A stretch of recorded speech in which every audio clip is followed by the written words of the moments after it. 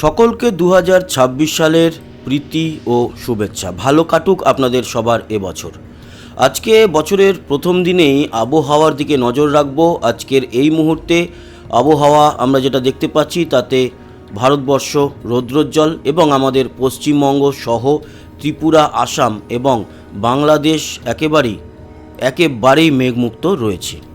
কুয়াশা কিন্তু পড়বে আজকেও। মাঝরাতের পর ভারী কুয়াশায় ঢেকে যাবে প্রচুর জেলা। কোন কোন জেলা, কোথায় কোথায় ভারী কুয়াশা, এছাড়া ঠান্ডা কীরকম থাকবে সমস্তটা জানাবো। তবে শুরুতে আমরা চলে যাব বায়ু মোডে এবং দেখে নেব যে নতুন কোনো ঘূর্ণাবর্ত বঙ্গোপসাগর কিংবা আরব সাগরে তৈরি হচ্ছে কি না।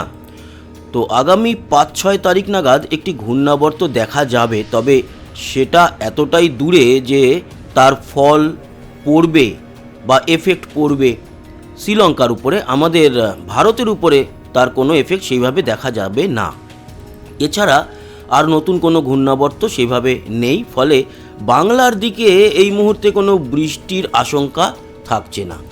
বৃষ্টি সামান্য থাকবে হয়তো দক্ষিণ ভারতে, শ্রীলঙ্কায়, খানিকটা আন্দামান নিকোবরের দিকে, তবে আমাদের বেঙ্গল জোন একেবারেই পরিষ্কার থাকবে।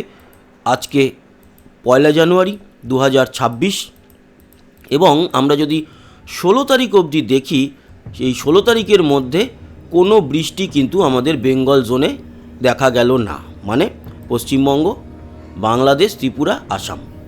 এবার এই পুরো যদি 15টা দিনকে আমরা একসাথে দেখি তাহলে দেখা যাচ্ছে এই যে দার্জিলিং ছাড়া আর কোথাও কিন্তু আমাদের পশ্চিমবঙ্গের মধ্যে বৃষ্টি নেই। আসামের গুয়াহাটির দিকে সামান্য বৃষ্টি আছে, বাকি শিলচর সহ এদিকে ত্রিপুরা এবং বাংলাদেশ একেবারেই পরিষ্কার থাকছে। এই হলো গিয়ে বৃষ্টির আপডেট। ঘূর্ণাবর্ত নেই, আগেই দেখিয়ে দিয়েছিলাম। তাপমাত্রায় আসবো, তার আগে আপনাদের জানিয়ে দিই আবহাওয়ার সতর্কতা কোথাও নেই সমগ্র ভারতের জন্য, বাংলাদেশের জন্য কোথাও কিন্তু কোনো সতর্কতা আমরা দেখতে পেলাম না।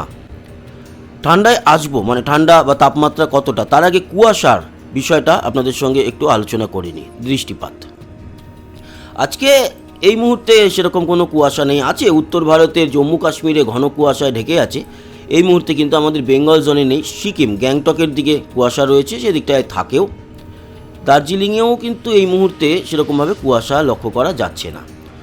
তবে বেলা বাড়ার সাথে সাথে যখনই সন্ধ্যের পর রাত ঘনিয়ে আসবে তখনই দার্জিলিংয়ে ভারী কুয়াশা এবং শুরুতেই আমরা হাসিমারা, বক্সাদুয়ার, এই যে অঞ্চলগুলো, কালচিনি, জয়ন্তী, পানা ফরেস্ট, কুমারগ্রাম, মাদারিহাট, এই যে অঞ্চলগুলোতে ভারী কুয়াশা পড়বে সেটা লক্ষ্য করতে পারছি।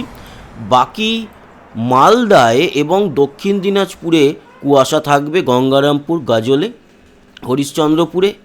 আর দক্ষিণবঙ্গের দিকে যদি দেখি তাহলে মুর্শিদাবাদে আজকে রাত্রি 10টার দিকে কিছুটা কুয়াশা দেখা যাবে। বাকি গুয়াহাটির কাছে কুয়াশা থাকবে। আর বাংলাদেশের রাজশাহী, তারপরে এদিকে ঝিনাইদহ, টাঙ্গাইল, এই জায়গাগুলোতে বিক্ষিপ্তভাবে কিছু কুয়াশা দেখা যাবে। তবে এই কুয়াশাটাই কিন্তু সম্পূর্ণ নয়। যত রাত বাড়বে মাঝরাতে দেখুন, মাঝরাতে উত্তর ও দক্ষিণ দিনাজপুর, মুর্শিদাবাদ, নদিয়া, হাওড়া, হুগলিতে বেশ ভালো কুয়াশা। এছাড়া দীঘাতে মাঝরাতে আজকে কুয়াশা আছে, মোহনপুর, তাজপুরের দিকে ভালোই কুয়াশা রয়েছে। বাকি কলকাতাতে খুব একটা কুয়াশা নেই।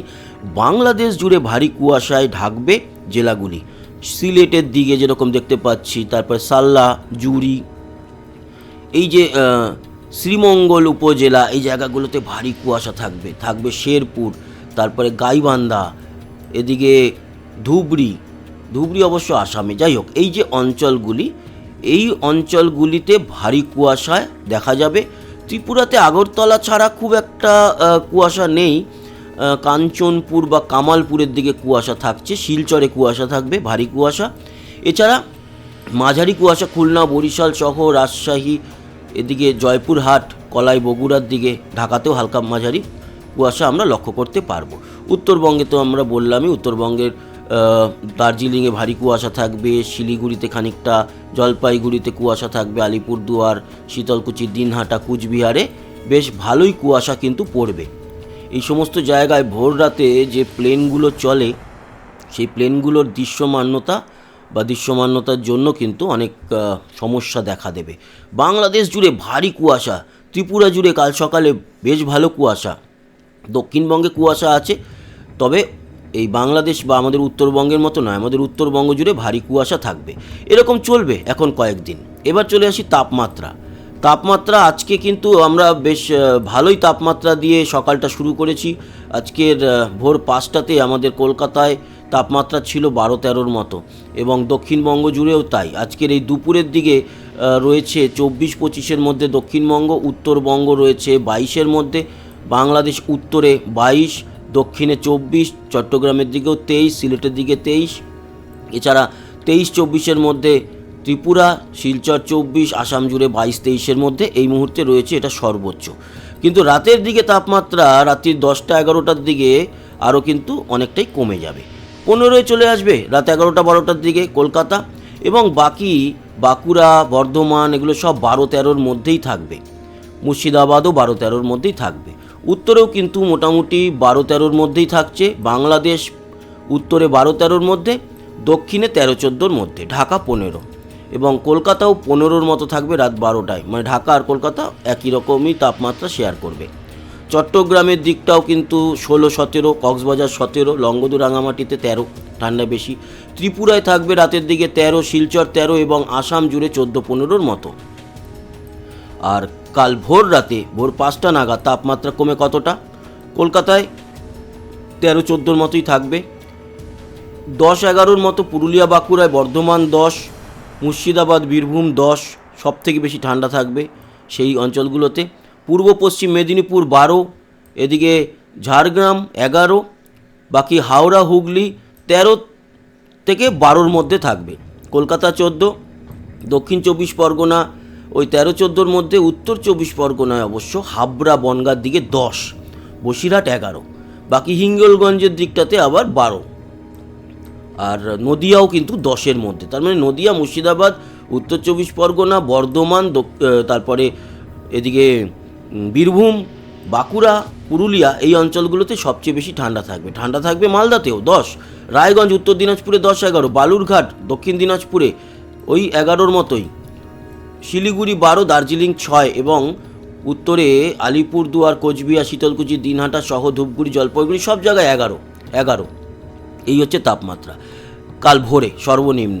জয়পুরহাট, রাজশাহী, মেহেরপুর সব 10, খুলনা 11, বরিশাল 13, ঢাকা 13, ময়মনসিংহ 11, সিলেটের দিকটায় 12, কুমিল্লা 11, চট্টগ্রামের দিকে 14 থেকে 16-র মধ্যে।